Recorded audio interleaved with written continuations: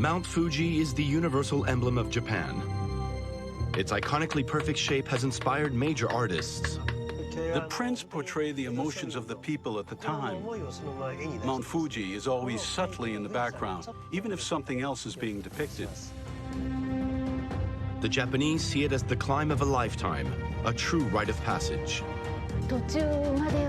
I've given up during the climb 5 times. I've never got to the top. We're going to try and get there together, okay? In the land of the rising sun, Fuji is an eternal landmark for a whole population. The Japanese revere it as a sacred mountain, possessed with a spiritual force. But beneath its seeming tranquility, the giant is a cause of concern. Over 300 years without erupting is a long time, so there could be an eruption at any moment.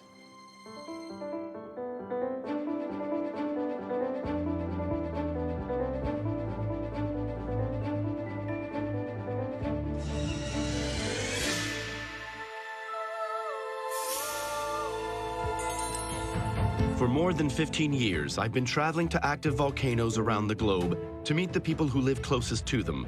Sharing their daily life gives us a better understanding of the living history of the Earth and its inhabitants.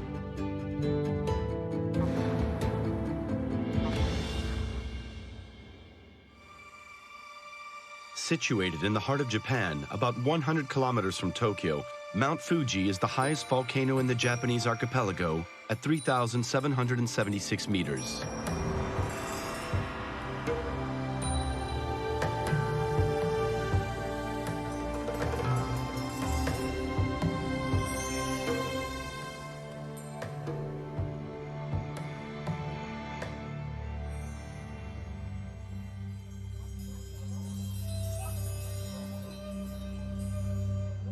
Every year, 300,000 people make the climb. Whether their motivation is spiritual or athletic, most Japanese people plan a pilgrimage to the summit of Fuji at least once in their lifetime. For the more religious, the climb begins at the Shinto shrine, Fujisan Hongu Sengen, in the city of Fujiyama.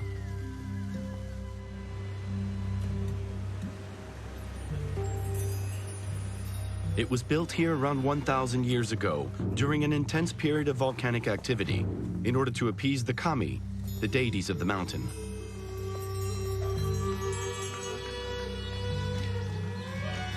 Every pilgrim stops off here to be purified and offer their prayers.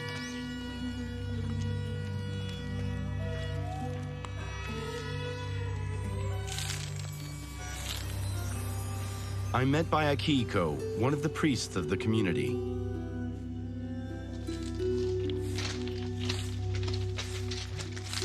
Hello. Hello. Where's Mount Fuji? The weather is awful. I just can't see the volcano. The weather is bad today, but it's over there. In the Shinto religion, is Mount Fuji worshipped like a god? Absolutely. For centuries, many people have been coming here to climb it, and the Japanese revere it as a sacred mountain, possessed with a spiritual force.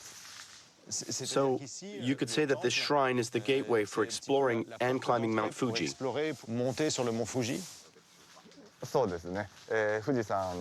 Today, as in the past, people come and pray at the shrine before climbing Fuji in total safety.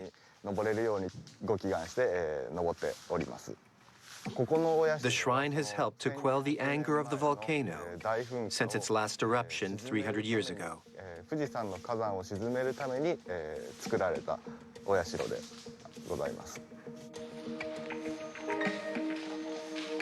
What the Japanese feel for Mount Fuji is a mix of reverence and fear. Its last eruption dates back to the 18th century. It was devastating and helped construct the legend of the deadly volcano. For 300 years, it hasn't given vent to its rage, and the Japanese have learned to appreciate what the mountain has to offer. And what the mountain can give is essential to life, a pure, crystalline water. A miracle which bestows Fuji with a sacred dimension. Mount Fuji is prone to large snowfalls and heavy rainfall throughout the year. The different layers of lava filter this water, and every day an average of 1.5 billion liters flows into the rivers, lakes, and pools at the foot of the volcano. The Wakutama Pond in the heart of the shrine is one of these pools. In Japanese, Wakutama means gushing jewels.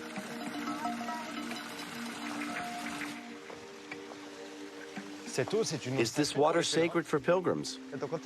Yes, this is sacred spring water from Mount Fuji. Pilgrims purify their hands and bodies before starting on their climb. If you don't mind, wash your hands here. I'll do it with you. Okay. First, the right hand.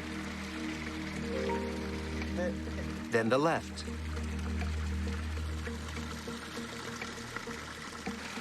Okay.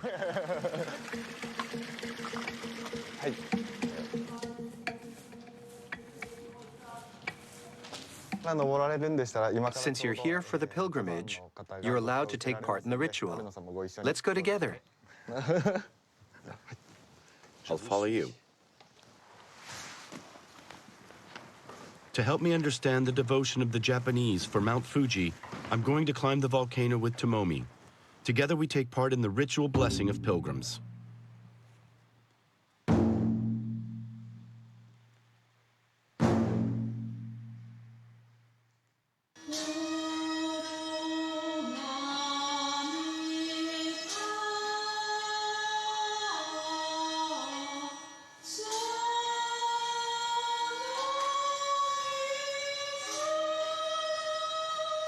For followers of Shinto, a religion indigenous to Japan, Mount Fuji is sacred.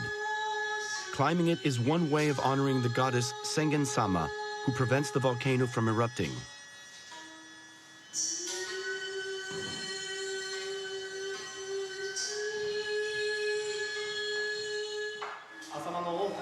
We wish you a successful climb under the protection of the god of the summit. Thank you very much for your prayers.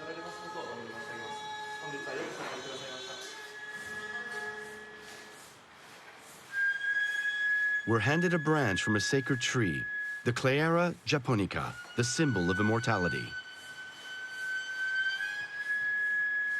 Like thousands of Japanese people, Tomomi is setting out unprepared to reach the top of the country's highest mountain, armed with just her faith and a desire to achieve the climb of a lifetime.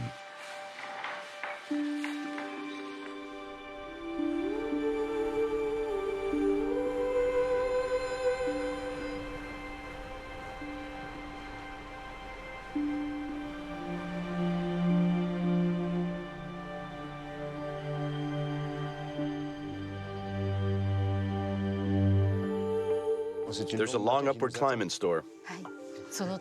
I'm not sure if I can climb right to the top or not. Is that why you have a stick? Is it a traditional one? It's called a kongutse. Pilgrims have been using it for a long time to help them reach the summit. Different stages are stamped on it along the way. So at each stop, you put a mark on the stick. Yes. And what does this scarf signify? It's a tazuki. It guarantees my safety during the climb. Okay, so with all that, we should be able to get to the top. I hope so.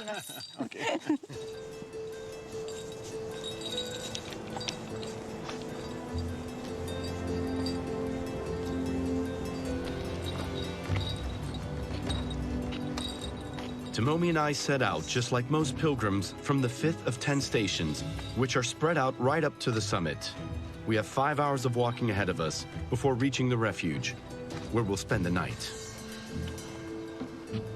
Okay. Okay. Little steps, little steps, little steps. Okay. Little steps, little steps, little steps.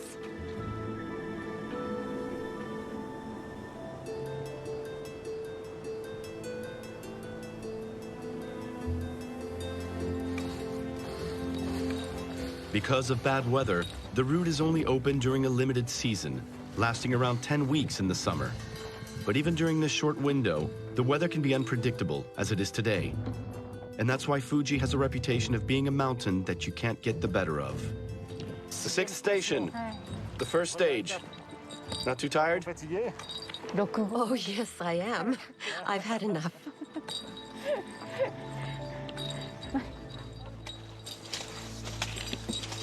Hello.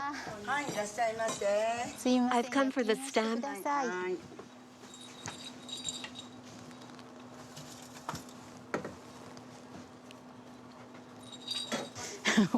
There we go. That's the first one done.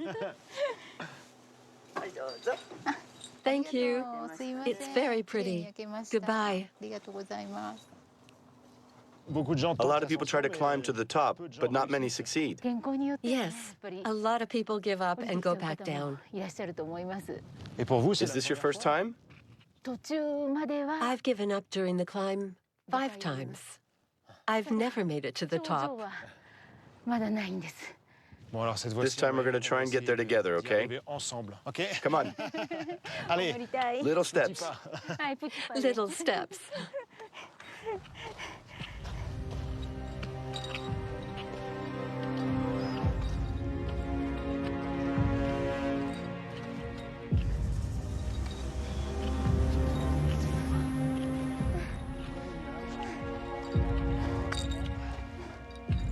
The hiking trail which is cut into the mountain's side shows the signs of the last eruption. The mess of sheer rock which we're walking on makes the climb difficult. It's okay? Yes. That was exhausting. Last push.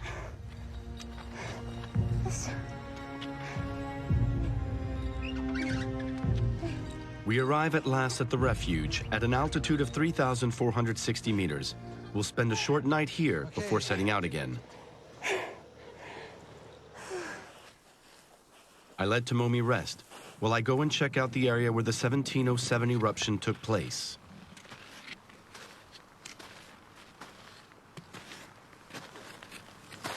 I'm a few hundred meters from the crater of Mount Fuji's last eruption in 1707. It was an extremely explosive eruption. You can see that from the landscape all around. There are lots of sharp-edged rocks. The magma rose up through the Earth's crust and split the rock, propelling blocks of rock hundreds of meters into the air. The blocks probably weighed dozens, if not hundreds of tons.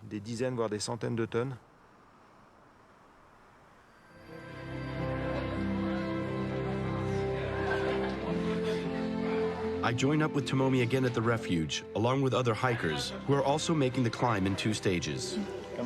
Cheers. It's nice and hot. Tastes good. What is your main reason for making the climb? So that tomorrow morning, when the sun rises, you can be on top of the country's highest mountain. I want to do it for my grandmother. As a child, she asked me to make the climb with her. But at the time, I didn't want to because it was too difficult. When she was young, she lost her husband. And she brought up 8 children all by herself.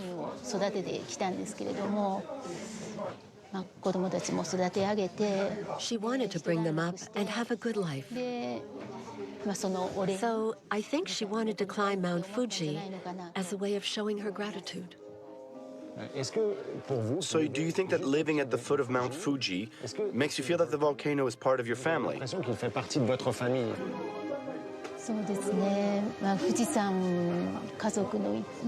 I feel the volcano watches over me every day.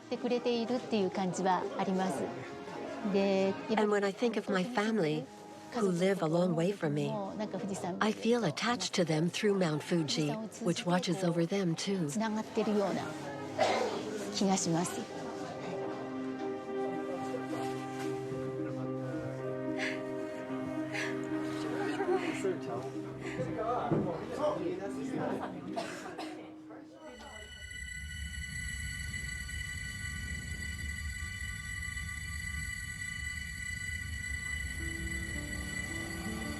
After only 3 hours sleep, we set out again at 1 in the morning. The temperature dropped dramatically during the night, and it's only a few degrees above zero.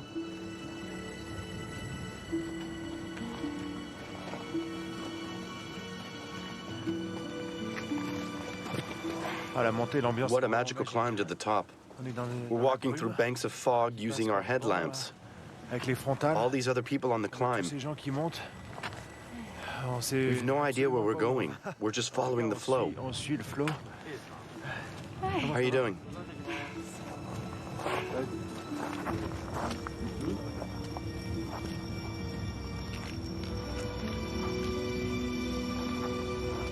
We're getting close to the 3,776-meter summit. Oxygen levels are low, the climb is getting slower and more difficult. Now I understand the Japanese proverb, wise are those who climb Mount Fuji once, mad are those who climb it twice.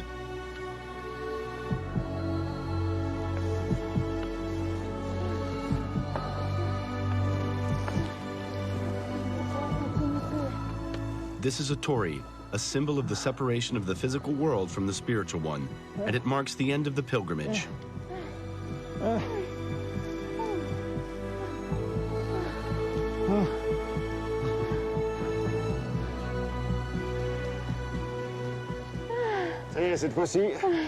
We made it. This time you've done it. Thank you so much. I'm so happy to have made the climb with you. It's so beautiful. There are no words to describe it. Honestly, I'm speechless. It's a huge emotional moment to be at the top of this emblematic volcano. For my grandmother. I'm awestruck by the humility of Tomomi, which has led her all the way here. Thanks to her, I get a sense of how much the Japanese respect the sacred volcano and its innate spirit.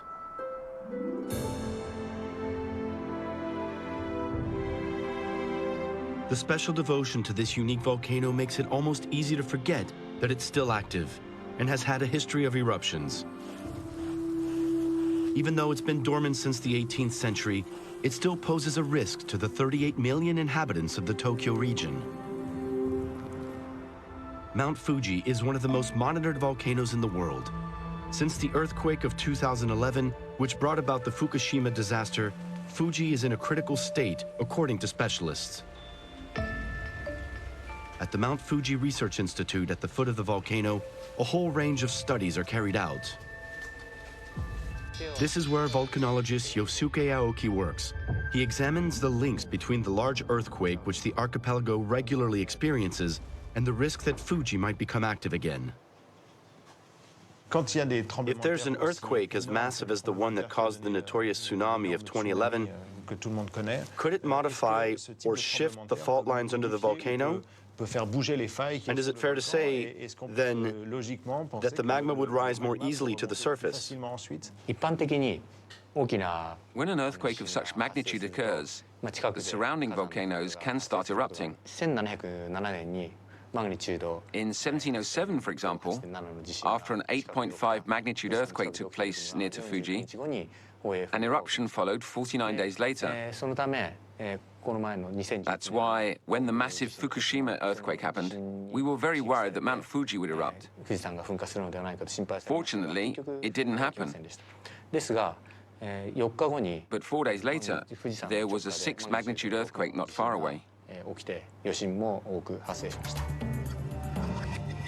When Fuji is in a critical state, in other words, on the point of erupting, scientists believe that the seismic waves caused by a major earthquake could bring about the formation of cracks in the pressurized volcanic structure. This would then cause a huge eruption, with the earthquake acting as a trigger. The implicit question is, when is Mount Fuji going to erupt? It's very difficult to give an answer. It last erupted more than 300 years ago. Historically, this is a very long period of time without an eruption. So there could be one at any moment.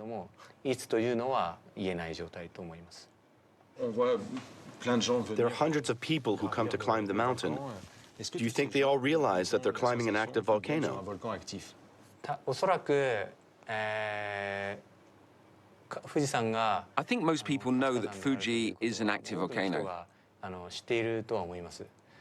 富士山がもしかしたら However, no one has any idea of when it might erupt. おそらくほとんどの人が思っていないと思いますので、富士山が So it's important to let people know that Mount Fuji could erupt at any time. 伝えていく必要はあると思います。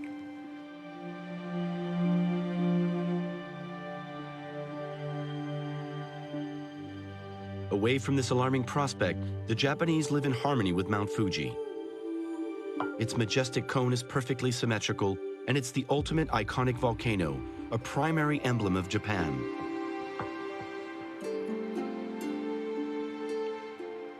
Its perfect form is a true inspiration for artists, in particular those specialized in woodblock prints.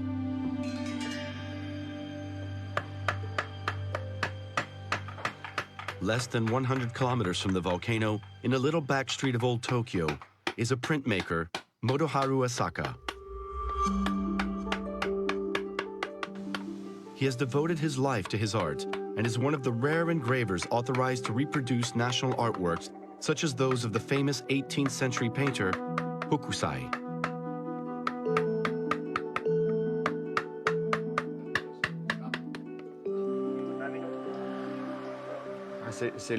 This is the world-famous print, isn't it? The Great Wave. Le Mont Fuji. Absolutely. Also known as the Great Wave off Kanagawa. It's famous the world over. Please come in. Let me show you. Okay, with pleasure.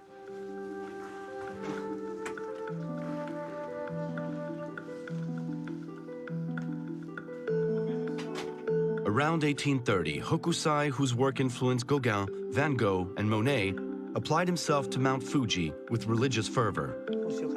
3 years later, he produced his work of art, 36 Views of Mount Fuji, which propelled him to the height of his craft. Fuji was depicted for the first time in a whole variety of locations, light, and seasons, with the ubiquitous cone dominating in majestic perfection.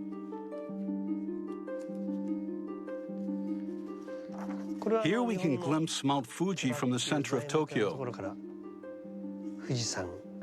Today there are so many tall buildings in Japan, but at the time there was only one. It was perfectly easy to see Mount Fuji from the city. This really shows that the volcano was present in people's daily lives here. The prints portray the emotions of the people at that time. You can see all sorts of landscapes and characters. Mount Fuji is always subtly in the background, even if something else is being depicted.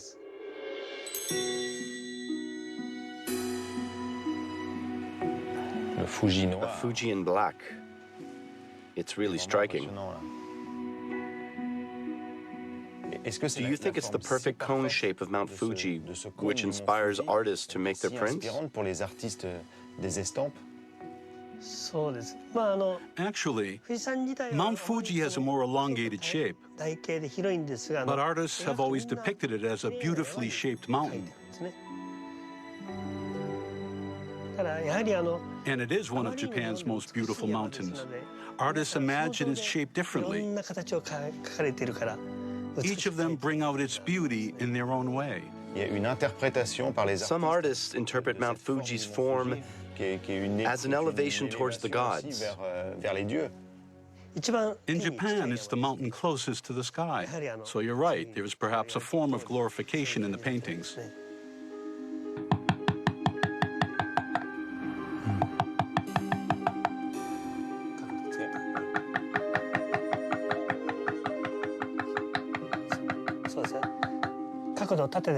More horizontally, like that. That's good. Very good. That's great. You've got it. Thanks very much. It was a pleasure. Mount Fuji is so much more than a volcano. It's the symbol of Japan, religiously and culturally.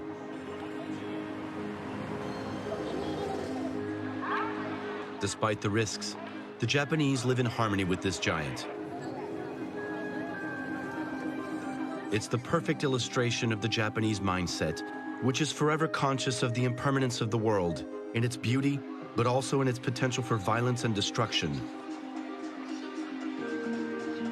Since time immemorial, Mount Fuji and the land of the rising sun have been bound together by their volcanic fate.